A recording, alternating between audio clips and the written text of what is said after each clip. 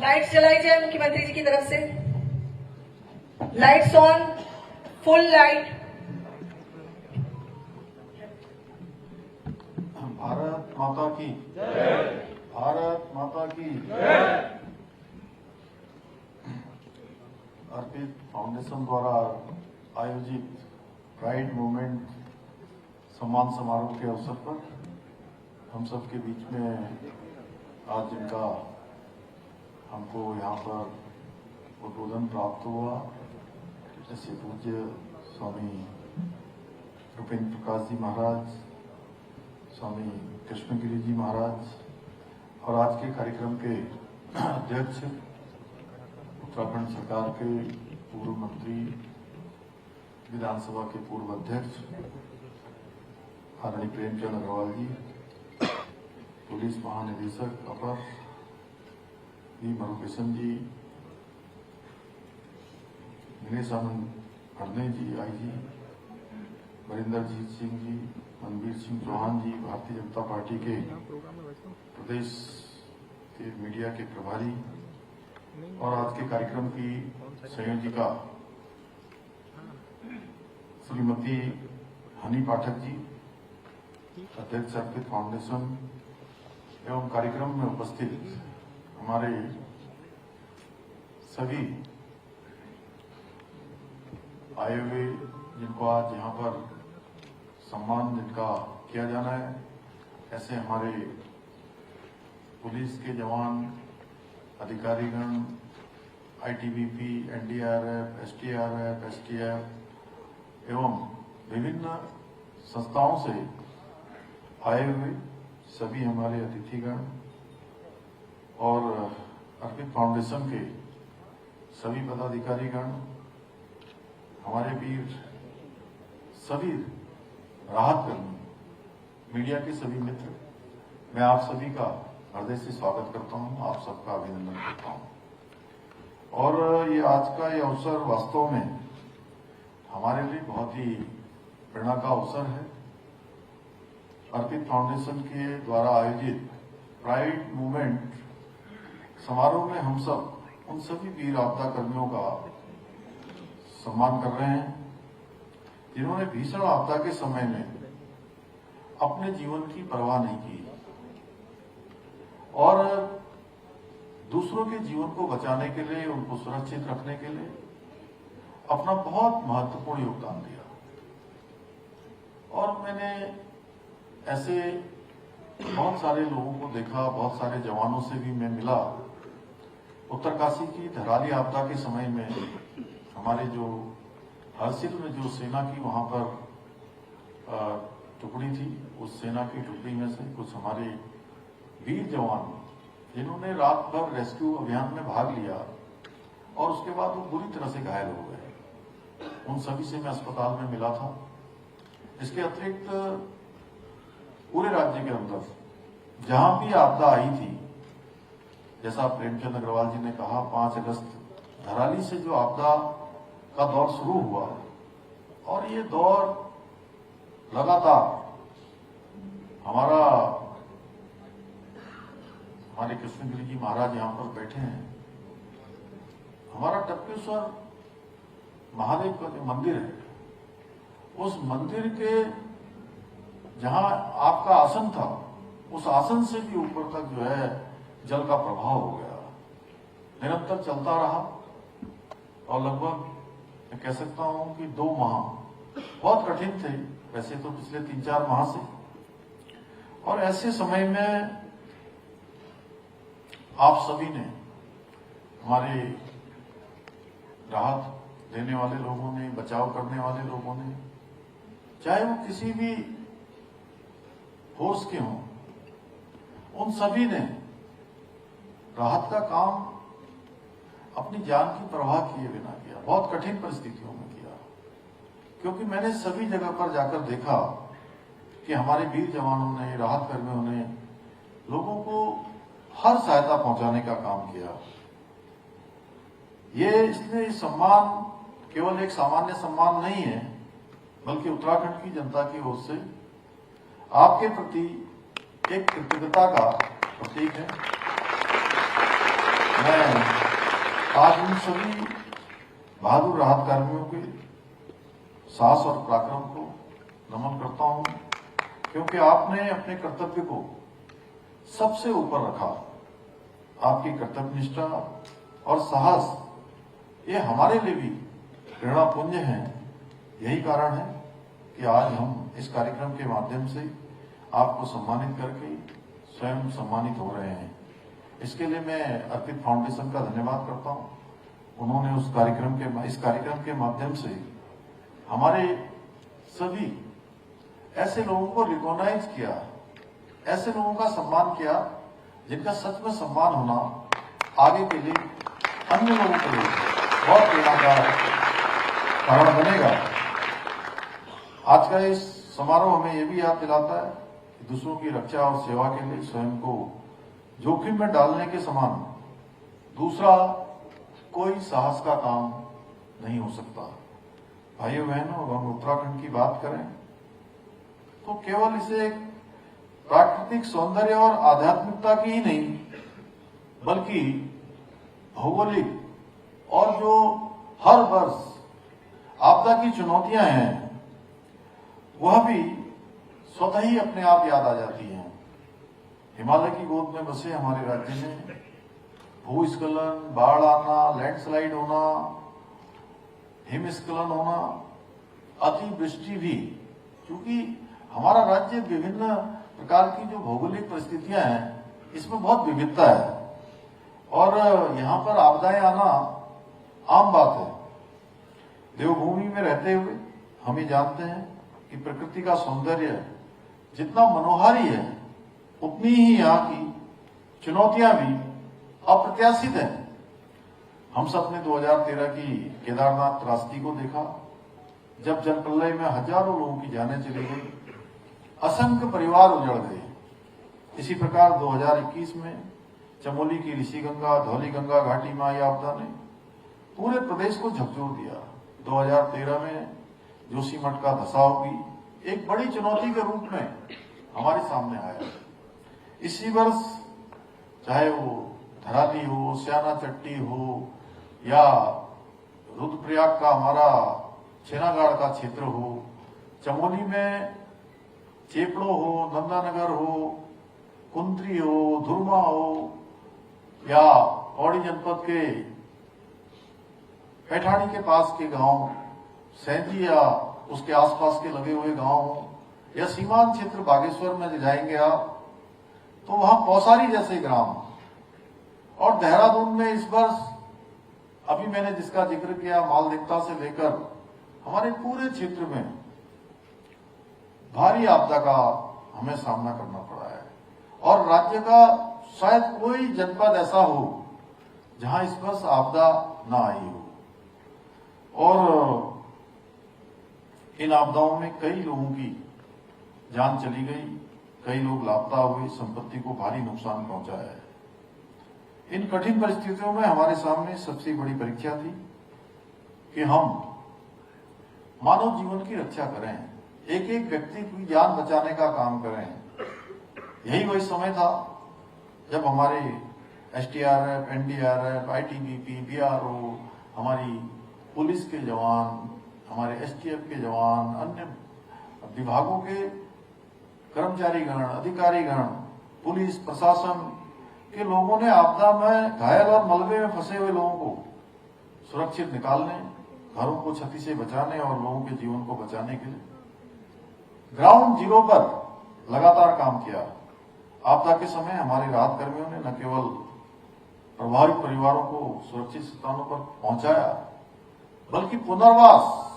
और राहत शिविरों के संचालन में भी अपनी बहुत सराहनीय भूमिका निभाई। उसकी जितनी भी मैं प्रशंसा करूं वो कम है। ये केवल एक बचाव का कार्य नहीं था, बल्कि टूटे हुए मनोबल को संभालने का भी अभियान था। उनको साहस दिलाना, उनके अंदर एक आत्मविश्वास पैदा करना। भाइयों बहनों, इन सभी आपदाओं के बीच सिलग्यारा टनल में फंसे मजदूरों के लिए चलाए गए अभियान को भी हम कभी नहीं भूल सकते, जो लगातार 17 दिनों तक हमारे 41 श्रमिक भाइयों की जीवन को बचाने की जो जद्दोजहद हुई और दिन रात चलने वाला ये अभियान, पूरे देश की निगाह इस पे थी। कई लोगों ने तो इसमें उम्मीद भी छोड़ दी थी कि सुरंग में फंसे हुए मजदूर भाइयों को अब निकाला जा सकता है, परंतु यहां भी बाबा भौकनाथ की कृपा से, मैं बाबा भौकनाथ का प्रत्येक दिन स्मरण करता हूं। प्रातःकाल जब मैं अपने दिन की शुरुआत करता हूं तो बाबा भौकनाथ को मैं प्रणाम करता हूं, उनका स्मरण करता हूं, क्योंकि मैंने उस कठिन परिस्थिति को जब मैं देखता था कि कुछ भी नहीं दिखाई दे रहा है सामने, कि अब हम क्या करें, कोई रास्ता नहीं सूझता था, ऐसे समय में बाबा भौकनाथ ने आकर अपनी कृपा करी और उसमें हमारे जवानों के साहस थे और हमारे प्रधानमंत्री आदरणीय नरेंद्र मोदी जी के मार्गदर्शन में उन्होंने सारी मशीनें, सारी टेक्नोलॉजी और दुनिया के सबसे अच्छे विशेषज्ञ हमारे यहां पर सिलक्यारा में हमको उपलब्ध कराने का काम किया। और हर दिन ऐसा कोई दिन नहीं होता था जिस दिन वो स्वयं पूरे बचाव अभियान की समीक्षा न करते हो। उनका पूरा प्रधानमंत्री कार्यालय यहां आ गया। उसका परिणाम हुआ कि ये केवल मजदूरों के विश्वास और साहस की जीत नहीं थी, बल्कि हमारे राहत कर्मियों की और उनकी जिजीविषा और मानवता की भी जीत थी। और 17 दिन के बाद 41 के 41 हमारे श्रमिक भाई सकुशल, एक खरोंच भी किसी को नहीं लगी। और मैं आपको बताऊं कि हमने सोचा था, ये मनवीर सिंह चौहान मेरे साथ थे वहां पर, हमने सोचा कि ये जो हमारा रेस्क्यू अभियान जब हम कर रहे थे, प्रेमचंद अग्रवाल जी भी साथ में थे हमारे, तो हमने सोचा था कि ये लगभग 2-2.5 घंटे लगेंगे हमको उन सारे 41 लोगों को बाहर निकालने में हमारे, क्योंकि हमने ऐसा अंदाजा लगाया था कि एक व्यक्ति को निकालने में कम से कम 10 से 15 मिनट का समय लगेगा। स्ट्रेचर पर जो है उनको लाया जाएगा बाहर, फिर दूसरे को लाया जाएगा, तीसरे को लाया जाएगा, ऐसे मिला के 41 लोगों को निकालना माने 2-2.5 घंटे का टाइम लग जाएगा। लेकिन मुझे आपको सच बताऊं, पहला दल जब उनका अंदर से निकला, उनको तो स्ट्रेचर पे निकाला गया और उनको हम एम्बुलेंस में बैठाते, उनका मेडिकल परीक्षण करते, और थोड़ा सा मैं भी इधर उधर को हुआ। जब आधे लोग निकल गए तो मुझे लगा कि आराम से निकलेंगे, तो इतनी जल्दी हो गया कि 20-25 मिनट में ही सारा रेस्क्यू अभियान पूरा हो गया, क्योंकि फिर किसी को स्ट्रेचर पर नहीं लाना पड़ा, क्रॉसिंग में नहीं लाना पड़ा किसी को, वो खुद ही क्रॉलिंग करके सारे लोग बाहर आ गए, वो स्वस्थ थे। तो ये सब भगवान की कृपा हुई, बाबा भौकनाथ की कृपा हुई। ये कुछ उदाहरण मात्र नहीं है, बल्कि हमारे जो राहत कर्मी है, साहस और करुणा के उनके प्रतीक हैं। और जब भी मैं आपदा प्रभावित क्षेत्रों का दौरा करता हूं तो वहां की जो स्थिति होती है उसको देखकर और पीड़ित लोगों से मिलकर मुझे विश्वास हो जाता है कि हमारी सरकार और हमारे बहादुर राहत कर्मी प्रत्येक चुनौती का सामना करने में पूरी तरह से सक्षम है। चाहे परिस्थितियां कितने भी हमारे प्रतिकूल क्यों न हो, हमारे राहत कर्मी वहां पर पहुंचकर उस स्थिति को भी अनुकूल बनाने का काम करते हैं, उस स्थिति में भी लोगों को सहायता करने का काम करते हैं, उनके मनोबल को बढ़ाने का काम करते हैं। मैंने हमेशा अपने अधिकारियों को, राहत कर्मियों को हमेशा कहा है कि आपदा के समय किसी भी परिवार को अकेला नहीं छोड़ा जाना चाहिए। आज के अवसर पर मैं आदरणीय प्रधानमंत्री जी का और आदरणीय गृह मंत्री जी का विशेष आभार व्यक्त करना चाहता हूं, जिन्होंने प्रत्येक आपदा के समय में हमारा मार्गदर्शन किया है। कोई भी आपदा होती है तो तत्काल उसकी जानकारी करते हैं, तत्काल भारत सरकार की जितनी एजेंसियां हैं, सेना से लेकर आईटीबीपी से लेकर बीआरओ, एनडीआरएफ और तमाम जो, उन सभी को वहां से निर्देश जाता है कि तत्काल राहत के कार्यों को आगे बढ़ाया जाए, मोर्चा संभाला जाए। मैं इसके लिए आदरणीय प्रधानमंत्री जी का, गृह मंत्री जी का बहुत धन्यवाद करता हूं। इतना ही नहीं, जो पिछले दिनों आपदा आई थी, चाहे वो थराली की आपदा हो, थराली की आपदा हो, चाहे वो सैंती की आपदा हो, पौसारी की आपदा हो, छेनागाड़ की आपदा हो, सभी जगह प्रधानमंत्री जी ने स्वयं पिछले दिनों देहरादून आकर आपदा पीड़ितों से मिलकर उनका दुख दर्द बांटा और एक एक व्यक्ति से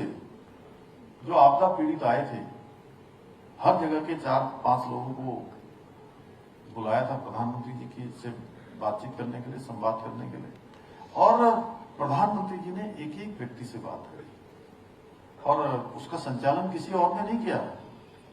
उन्होंने स्वयं सबको कहा कि एक तरफ से सबसे उन्होंने बात करी, उनकी परेशानियों के बारे में पूछा, उनके आगे के बारे में पूछा और हर संभव उन्होंने मदद का आश्वासन भी दिया, भरोसा भी दिया। और हमारे यहाँ समीक्षा बैठक भी करी और त्वरित रूप से हमको 1200 करोड़ रुपए की विशेष राहत राशि की भी घोषणा की थी, जिससे पुनर्वास और पुनर्निर्माण कार्यों में हमें बहुत बड़ी सहायता मिली है। मैं उत्तराखंड की जनता की तरफ से उनका जितना आभार करूं उतना कम है। भाइयों बहनों, आपदा केवल हमारी इमारतें या सड़कें ही नहीं तोड़ती, बल्कि आपदा लोगों के आत्मविश्वास और उनके भविष्य को भी चोट पहुंचाती है। इसलिए हमारी सरकार ने ये सुनिश्चित करने का प्रयास किया है, आपदा पीड़ितों को केवल मुआवजा ही न दिया जाए, बल्कि उनके पुनर्वास, उनकी आजीविका पर भी विशेष ध्यान दिया जाए। इसके लिए जहां एक और हम आपदा प्रभावित परिवारों के बच्चों की शिक्षा की जिम्मेदारी उठाने के लिए विशेष प्रयास कर रहे हैं, वहीं स्वरोजगार योजनाओं के तहत उन्हें नया जीवन प्रारंभ करने के लिए भी प्रेरित कर रहे हैं। हमारी सरकार ने जहां एक और आपदा प्रभावितों के पुनर्वास के लिए विशेष राहत पैकेज की व्यवस्था की है, वहीं आपदा पीड़ितों के लिए स्थायी आवास योजनाएं भी चलाई जा रही हैं। एनडीआरएफ के अपने जवानों को हमने, एसडीआरएफ के हमने उनके लिए अत्याधुनिक उपकरण जैसे ड्रोन है, सैटेलाइट है, उसके आधारित मॉनिटरिंग और अत्याधुनिक रेस्क्यू गियर भी उपलब्ध कराए हैं। साथ ही आपदा मित्रों की योजना अंतर्गत गांव-गांव में स्थानीय युवाओं को प्रशिक्षित किया जा रहा है, ताकि किसी भी आपदा की स्थिति में तत्काल प्राथमिक सहायता मिल पाए, राहत मिल पाए। इसके साथ ही सड़क और पुल निर्माण में डिजास्टर रेजिलिएंट तकनीकी का भी उपयोग अनिवार्य किया गया है। हमारी सरकार ने आपदा प्रबंधन प्रशिक्षण को स्कूलों कॉलेजों में भी शामिल करने की प्रक्रिया प्रारंभ की है, ताकि हमारी आने वाली पीढ़ी आपदा के खतरों को और बेहतर तरीके से उनसे कैसे बचा जा सकता है, कैसे इस चुनौती का सामना किया जा सकता है। उत्तराखंड के भौगोलिक स्वरूप को देखते हुए हम अपनी तैयारियों को लगातार निरंतर मजबूत करने का प्रयास कर रहे हैं। हमको आपदा की जानकारी पहले हो, इस प्रकार की भी जो मौसम विभाग से लेकर अन्य जो विभाग हमारे काम करते हैं, उन सब से भी लगातार हम शोध की दिशा में काम करने के लिए हमने कहा है। इसी दृष्टि से हमने जहां एक और अपने हेलीकॉप्टर सेवाओं का विस्तार किया है, वहीं जिला स्तर पर त्वरित आपदा प्रतिक्रिया दलों की क्षमता भी बढ़ाई है। हमारी सरकार का ये संकल्प है कि आने वाले वर्षों में उत्तराखंड को आपदा प्रबंधन के क्षेत्र में भी एक मॉडल राज्य के रूप में पहचान मिले, मॉडल राज्य बनाया जाए। मैं आज के इस अवसर पर आप सभी राहत कर्मियों से कहना चाहता हूं कि आपकी निष्ठा और आपके समर्पण केवल उत्तराखंड ही नहीं, आज पूरे देश के लिए प्रेरणा है, क्योंकि इतनी बड़ी आपदा में हर जगह आप सबके प्रयासों से, आप सबके समर्पण से लोगों को बहुत बड़ी सहायता मिली है। एक बार फिर से मैं आप सभी के उज्जवल भविष्य की कामना करता हूं। भगवान की कृपा आप सब पर बनी रहे और अर्पित फाउंडेशन और हनी पाठक जी का विशेष रूप से धन्यवाद करता हूं कि उन्होंने यहाँ पर ऐसे कार्यक्रम को हमको बुलाया है। आप सभी का धन्यवाद करते हुए मैं अपनी बात